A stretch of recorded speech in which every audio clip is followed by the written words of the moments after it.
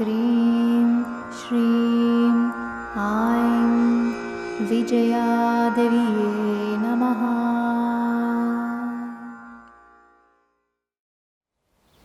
Namaste everyone.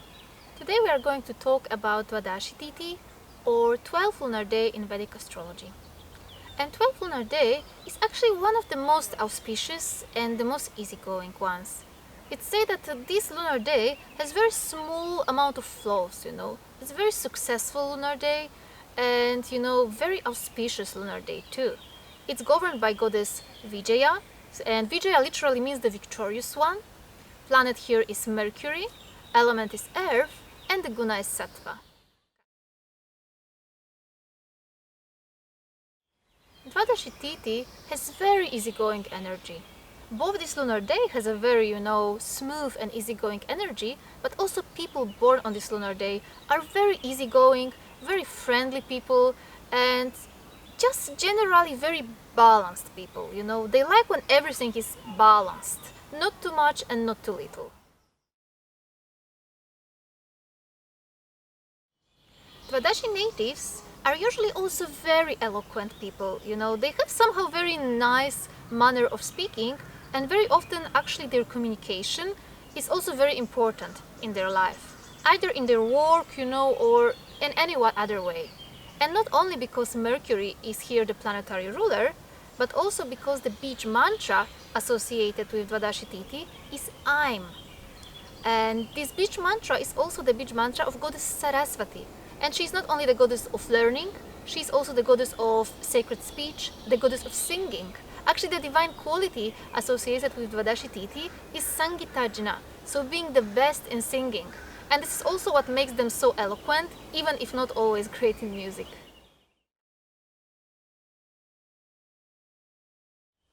Dwadashi natives are usually also very successful people. Successful literally in anything they do, again because the name of the goddess presiding over this lunar day, Vijaya, means the victorious one. But it's not only that they are very successful themselves, but also, again, winning is very important for them. They don't really like to lose. So again, the feeling of, winning, the feeling of achievement, the feeling of success is very important for their emotional nourishment. So because this lunar day is also so connected to Goddess Saraswati, or the goddess of learning, these people also love to learn. They are interested in many different things. Usually, they constantly, love to learn something new. And in fact, Dwadashi natives can very often become also very good astrologers. So if you would look at the Yantra of Dwadashi Tithi or Goddess Vijaya, you would notice that similarly like with Ashtami Tithi, it's a round Yantra. Okay, so it's just a circle just with flower petals around it. And this is why, these people like when everything is kind of, equal or moderate, Again, this is the sort of yantra that if you turn it, no matter from which perspective, it always looks the same. So they like moderation, in their relationships. They like moderation in their work life. They just like to be moderate in everything, when nothing is too much and nothing is too little. However, sometimes, if this tithi is in any way afflicted, it can also, produce, being a little bit pedantic about certain things and trying to organize things too much also. So because this is a round yantra, similarly like Ashtami Tithi, again, the same like for Ashtami Tithi natives, Dwadashi natives, they love, equality. They love when everything is moderate, equal, but also righteous. So righteousness and justice is also very important for them.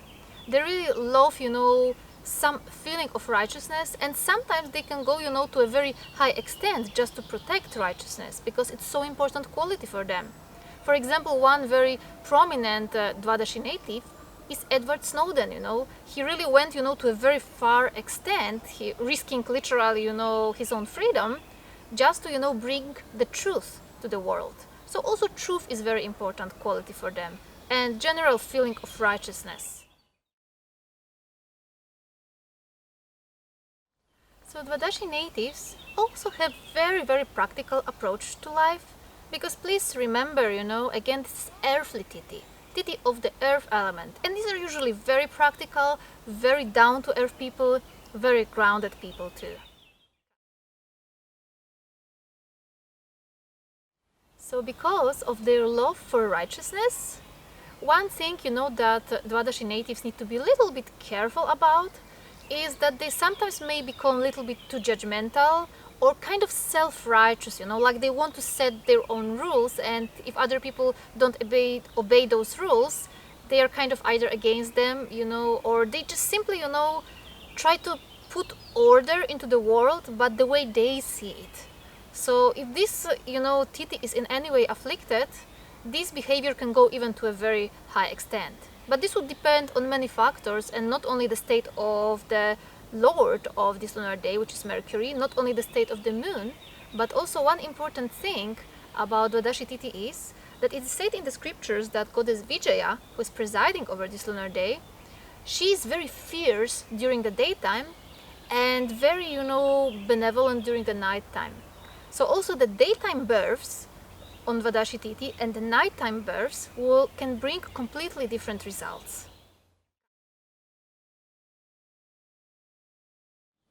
And like we were talking when we were analyzing Dvitiya Tithi or Saptami Tithi, the natives of this lunar day can sometimes become, a little bit emotionally shallow, a little bit on the surface, because please remember, this is the lunar day of the earth element.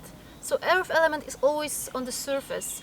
So, usually they have some sort of healthy distance or healthy detachment to whatever is happening around them, which is a great quality, But sometimes they really might become even a little bit callous. And again, it depends mostly on where the Tithi Lord is placed. And surprisingly, I noticed that actually whenever Mercury, the Tithi Lord, is actually debilitated in Pisces, this is actually great.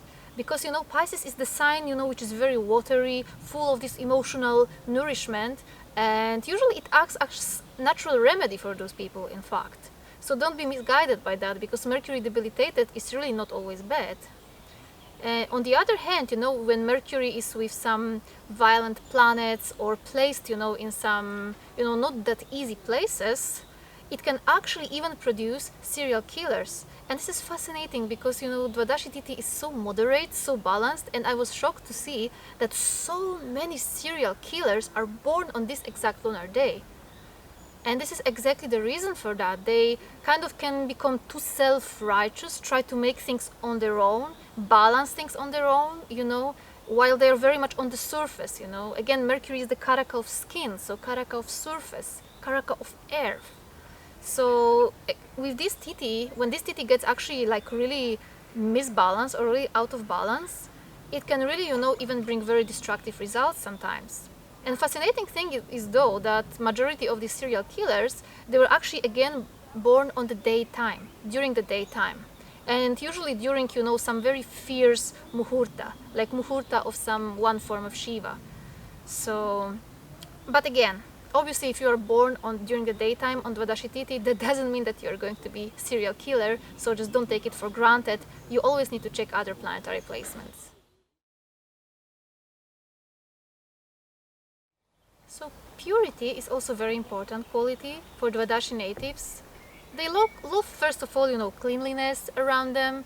They also love, purity of the mind and purity of consciousness.